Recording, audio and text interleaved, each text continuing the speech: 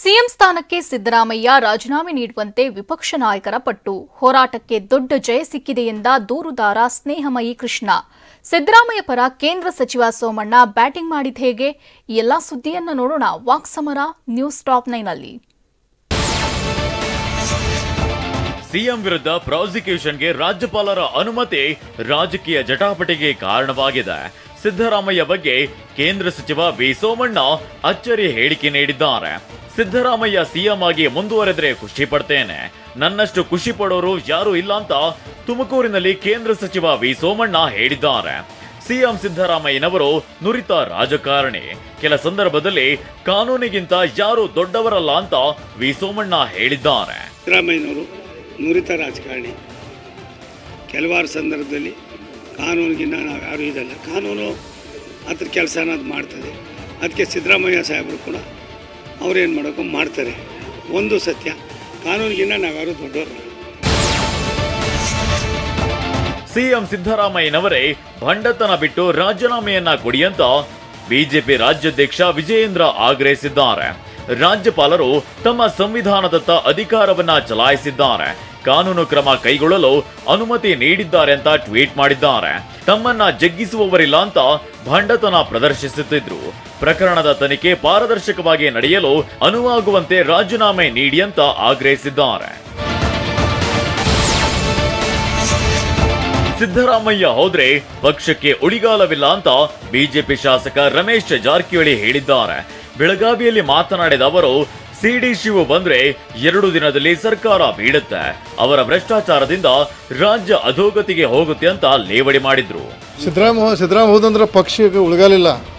ಮಹಾನಾಯಕ ಅಥವಾ ಸಿಡಿ ಶಿವು ಬಂದ್ರೆ 2 ದಿವಸ ಪಕ್ಷ ಬರ್ತೇವೆ. ಯಾಕಂದ್ರೆ ಅವರ ವ್ಯಕ್ತಿತ್ವ ಏನೈತಿ ಅವರ ಎಷ್ಟು ಭ್ರಷ್ಟಾಚಾರ ಮಹಾಪಿತಾಮಹ ಅದೇ ಇದಕ್ಕೆ ಅವರು ಮುಖ್ಯಮಂತ್ರಿ ನಮ್ಮ ಪ್ರಮುಖ ಇದ್ರೆ ರಾಜ್ಯದ ಅಧೋಗತಿ ಹೋಗ್ತೈತಿ.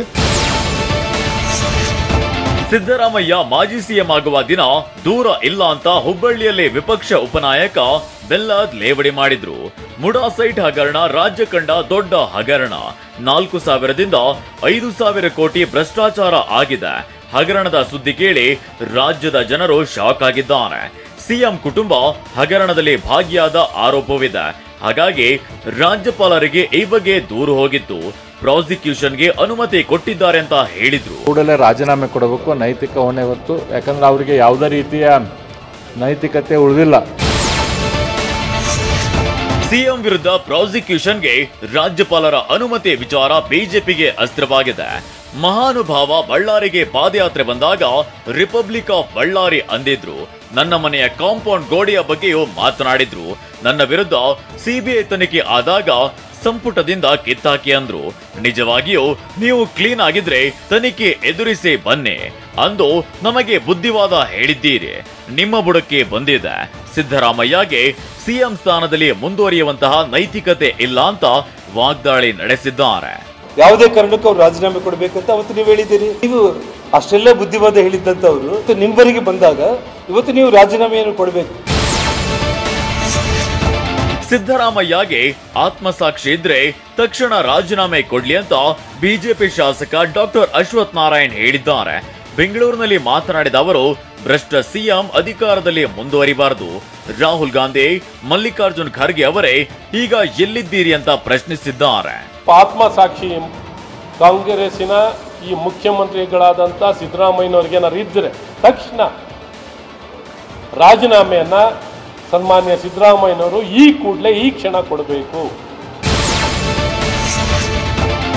ಸಿಎಂ ಸಿದ್ದರಾಮಯ್ಯ ವಿರುದ್ಧ ಪ್ರಾಸಿಕ್ಯೂಷನ್ಗೆ ಅನುಮತಿ ನೀಡಿದ ಹಿನ್ನೆಲೆಯಲ್ಲಿ ರಾಜ್ಯಪಾಲ ಗೆಹ್ಲೋಟ್ರಿಂದ ದೂರುದಾರ ಸ್ನೇಹಮಯಿ ಕೃಷ್ಣ ಅನುಮತಿ ಪತ್ರ ಸ್ವೀಕರಿಸಿದ್ದಾರೆ. ರಾಜಭವನದ ಬಳಿ ಮಾತನಾಡಿದ ಅವರು, ಅನುಮತಿ ಪತ್ರವನ್ನ ತೆಗೆದುಕೊಂಡು ಕೋರ್ಟ್ಗೆ ಸಲ್ಲಿಸುತ್ತೇವೆ. ನಮ್ಮ ಹೋರಾಟಕ್ಕೆ ಜಯ ಸಿಕ್ಕಿದೆ, ಕಾನೂನು ಹೋರಾಟ ನಡೆಸುತ್ತೇವೆ ಅಂತ ಹೇಳಿದ್ದಾರೆ.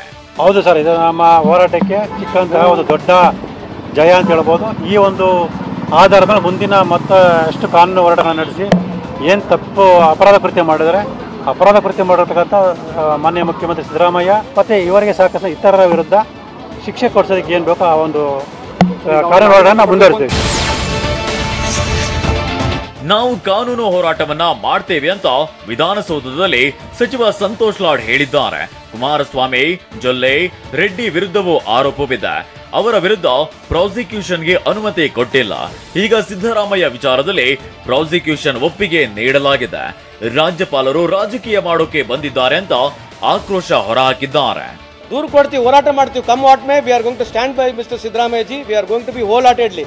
ನಮ್ಮ ಹೈಕಮಾಂಡ್ ಆಗಿರಲಿ, ನಮ್ಮ ಶಾಸಕರಾಗಿರಲಿ, ನಮ್ಮೆಲ್ಲ ಸಚಿವರುಗಳು ಸಿದ್ದರಾಮಯ್ಯ ಜೊತೆ ಇದ್ದೀವಿ. ಕರ್ನಾಟಕ ಜನತೆ ಸಿದ್ದರಾಮಯ್ಯ ಜೊತೆ ಇದೆ. ಸಿದ್ದರಾಮಯ್ಯ ವಿರುದ್ಧ ರಾಜ್ಯಪಾಲರು ಪ್ರಾಸಿಕ್ಯೂಷನ್ಗೆ ಅನುಮತಿ ನೀಡಿದ್ದಕ್ಕೆ ಮೈಸೂರಿನಲ್ಲಿ ಪ್ರತಿಭಟಿಸಲಾಗಿದೆ. ಸಿಎಂ ಸಿದ್ದರಾಮಯ್ಯ ಅಭಿಮಾನಿಗಳು ಪಂಜಿನ ಮೆರವಣಿಗೆ ನಡೆಸಿದ್ದಾರೆ.